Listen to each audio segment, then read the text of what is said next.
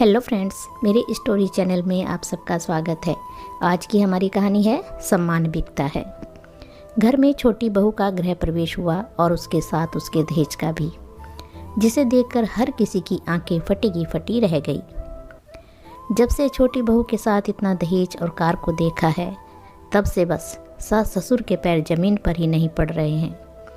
बड़े गर्व से लोगों को बता रहे हैं कि छोटी बहू दहेज में कार के साथ बहुत कुछ लाई है। राकेश जी एक बिजनेसमैन हैं। उनके घर में उनकी पत्नी सुधा, बड़ा बेटा सुशील और उसकी पत्नी निशा है। छोटा बेटा सुमित, जिसका कल ही अनु के साथ विवाह हुआ है। दोनों एक साथ कंपनी में काम करते थे।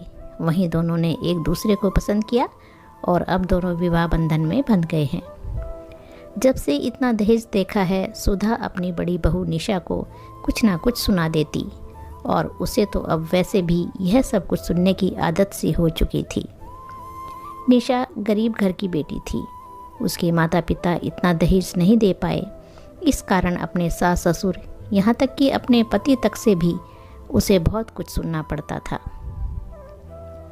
वैसे भी हम अपने आप को कितना ही आधुनिक समझें, पर सोच हमारी अभी की अभी उन्हीं जड़ों में बसी हुई है, जिसे शायद हम खुद ही बदलना नहीं चाहते। सोचकर गुस्से में भर जाएंगे, लोगों को ताने दे देंगे, लेकिन उसके खिलाफ खड़े होने की हिम्मत कोई नहीं कर पाता। ऐसा ही हाल कुछ निशा का भी था। सब कुछ ठीक ठाक चल रहा था कि एक दिन राकेश जी दुकान से लौटे तो गुस्से में भरे हुए थे। सुधा जी ने पूछा, क्या हुआ, इतने गुस्से में क्यों हैं आप? कहाँ हैं तुम्हारे लाड साहब, बुलाओ उन्हें। आप किसकी बात कर रहे हो? अरे बुलाओ अपने छोटे साहबजादे को, उसी से कुछ बात करनी है।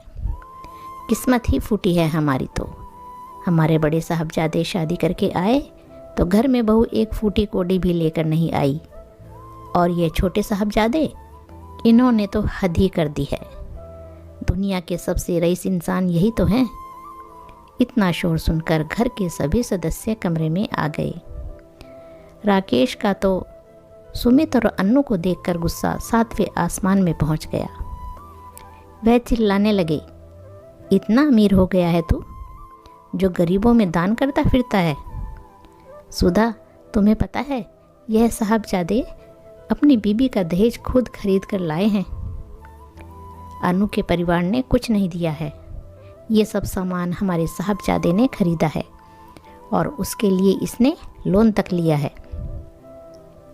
हे भगवान, इतना बड़ा धोखा! जरूर इस लड़की ने ही कोई जादू टोना किया होगा।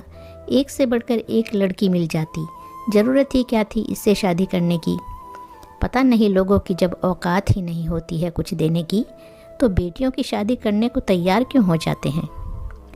अपने जाल में फंसा लिया मेरे बेटे को। धोखेबाज परिवार की धोखेबाज बेटी। बस माँ, आप मेरी पत्नी से ये क्या बोल रहे हो?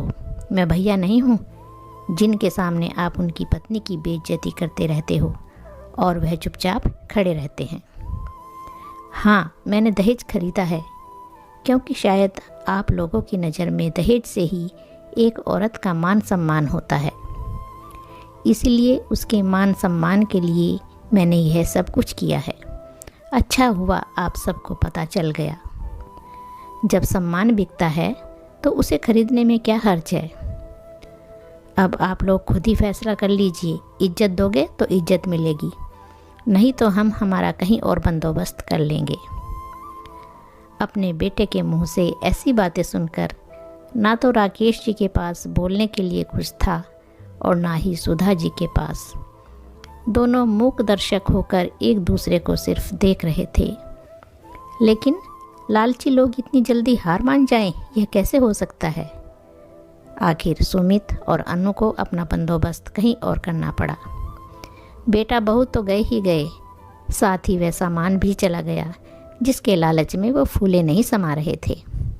तो दोस्तों, ये थी आज की कहानी। अगर कहानी अच्छी लगी है तो लाइक और शेयर ज़रूर कीजिए और चैनल को सब्सक्राइब कीजिए। धन्यवाद मेरे प्यारे दोस्तों।